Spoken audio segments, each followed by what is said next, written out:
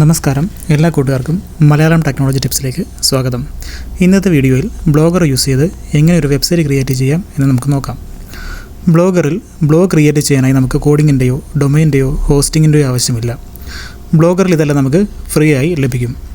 ബ്ലോഗറിൽ എങ്ങനെയാണ് പോസ്റ്റ് എഴുതുന്നത്, എങ്ങനെയാണ് ലേബലും കാറ്റഗറിയും സെറ്റ് ചെയ്യുന്നത്, എങ്ങനെയാണ് മലയാളത്തിൽ പോസ്റ്റ് എഴുതുന്നത്, എങ്ങനെയാണ് ഇംഗ്ലീഷിൽ പോസ്റ്റ് എഴുതുന്നത്, ഇമേജസ് എങ്ങനെയാണ് ആഡ് ചെയ്യുന്നത്, എങ്ങനെയുള്ള ഇമേജസ് നമുക്ക് യൂസ് ചെയ്യാം തുടങ്ങിയ സ്റ്റെപ്പ് ബൈ സ്റ്റെപ്പായിട്ടുള്ള ട്യൂട്ടോറിയൽസാണ് ഇനിയുള്ള വീഡിയോസിൽ നമ്മൾ ചെയ്യാൻ പോകുന്നത്.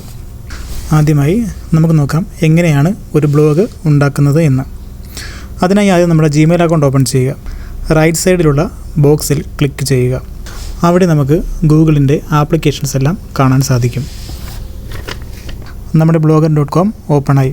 ഇങ്ങനെയുള്ളത് നമുക്ക് www.blogger.com എന്ന സൈറ്റ് വഴിയും ഓപ്പൺ ചെയ്യാൻ സാധിക്കും. ഇവിടെ നമുക്ക് ക്രിയേറ്റ് യുവർ ബ്ലോഗ് എന്നൊരു ഓപ്ഷൻ കാണാൻ സാധിക്കും. ഇതിൽ ക്ലിക്ക് ചെയ്യുക. ഇവിടെ ക്ലിക്ക് ചെയ്യുമ്പോൾ നമ്മളെ വേറെ ഒരു പേജിലേക്ക് റീഡയറക്റ്റ് ചെയ്യുന്നതായി കാണാൻ സാധിക്കും. നമുക്ക് ഏത് ഇമെയിൽ ഐ ഡി ഉപയോഗിച്ചാണോ ബ്ലോഗ് ക്രിയേറ്റ് ചെയ്യേണ്ടത് ആ ഇമെയിൽ ഐഡിയിൽ ക്ലിക്ക് ചെയ്ത് ലോഗിൻ ആവുക. നമ്മുടെ പേജിൻ്റെ റൈറ്റ് സൈഡിലായി ക്രിയേറ്റ് ബ്ലോഗ് എന്നൊരു ഓപ്ഷൻ കാണാൻ സാധിക്കും. അവിടെ ക്ലിക്ക് ചെയ്യുക. അപ്പോൾ ക്രിയേറ്റ് എ ന്യൂ ബ്ലോഗ് എന്നൊരു ഓപ്ഷൻ കാണാം. അവിടെ നമുക്ക് നമ്മുടെ വെബ്സൈറ്റിൻ്റെ ടൈറ്റിൽ ആഡ് ചെയ്യാം. അതിനുശേഷം നെക്സ്റ്റിൽ ക്ലിക്ക് ചെയ്യുക. അടുത്തതായി നമുക്ക് നമ്മുടെ ഡൊമൈൻ ചൂസ് ചെയ്യാം. ഇവിടെ നമുക്ക് നമ്മുടെ കസ്റ്റം ഡൊമൈനും ആഡ് ചെയ്യാൻ സാധിക്കും. അതിനെക്കുറിച്ചുള്ള ഡീറ്റെയിൽസ് നമുക്ക് ഇനിയുള്ള വീഡിയോസിൽ നോക്കാം. ഇവിടെ നമുക്ക് blogspot.com എന്നുള്ള ഡൊമൈൻ ആയിരിക്കും ലഭിക്കുക. നമുക്ക് ടൈപ്പ് ചെയ്യുമ്പോൾ തന്നെ ഡൊമൈൻ അവൈലബിൾ ആണോ അല്ലയോ എന്നറിയാൻ സാധിക്കും. അവൈലബിൾ അല്ല എങ്കിൽ ആവശ്യമായ മാറ്റങ്ങൾ വരുത്തി നമ്മുടെ ഡൊമൈൻ സേവ് ചെയ്യുക.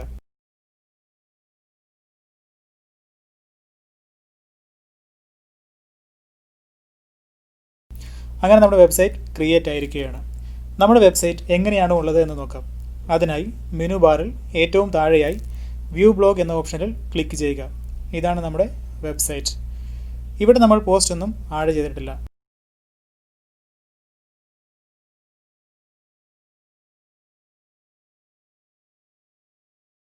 ഇത് നമ്മുടെ സ്റ്റാറ്റസ് ബാറാണ്. ഇതിൽ നമ്മുടെ ഫോളോവേഴ്സ്, പോസ്റ്റ്, കമൻറ്റ്സ് തുടങ്ങിയവയെക്കുറിച്ചുള്ള ഡീറ്റെയിൽസ് ആയിരിക്കും കാണാൻ സാധിക്കുക. ഇത് കമൻറ്റ് ബോക്സ് ആണ്. നമ്മുടെ പോസ്റ്റിലുള്ള കമൻറ്റ്സൊക്കെ ഇവിടെ കാണാൻ സാധിക്കും. ഇത് ഏണിങ്സ്. നമ്മുടെ വെബ്സൈറ്റ് മോണിറ്റൈസേഷന് അപ്ലൈ ചെയ്യുന്നത് ഇതുവഴിയാണ്. ഇതിലൂടെയാണ് നമുക്ക് വരുമാനം കിട്ടുന്നത് എത്രയാണെന്ന് അറിയാൻ സാധിക്കുന്നത്. ഇത് പേജസ് ആണ്.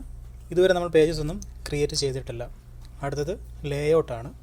നമ്മുടെ വെബ്സൈറ്റിൻ്റെ സൈഡ് ബാറും ടോപ്പ് ബാറും ഗാഡ്ജറ്റ്സും എല്ലാം ആഡ് ചെയ്യുന്നതും മോഡിഫൈ ചെയ്യുന്നതും ലേഔട്ട് വഴിയാണ്. അടുത്തത് തീംസാണ്. നമുക്ക് ഏത് തീംസ് വേണമെങ്കിലും ചൂസ് ചെയ്യാം. തൽക്കാലം നമുക്ക് ഈ ഒരു തീം അപ്ലൈ ചെയ്ത് നോക്കാം. അതിനുശേഷം നമ്മുടെ പേജ് ഒന്ന് റിഫ്രഷ് ചെയ്യുക.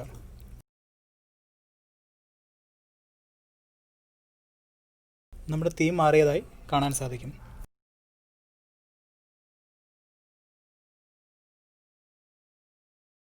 ഇത് സെറ്റിങ്സ് ആണ്. ഇവിടെ നമ്മുടെ വെബ്സൈറ്റിൻ്റെ ഡീറ്റെയിൽസ് എല്ലാം കാണാൻ സാധിക്കും. ഇങ്ങനെയാണ് ഒരു വെബ്സൈറ്റ് ക്രിയേറ്റ് ചെയ്യുന്നത്.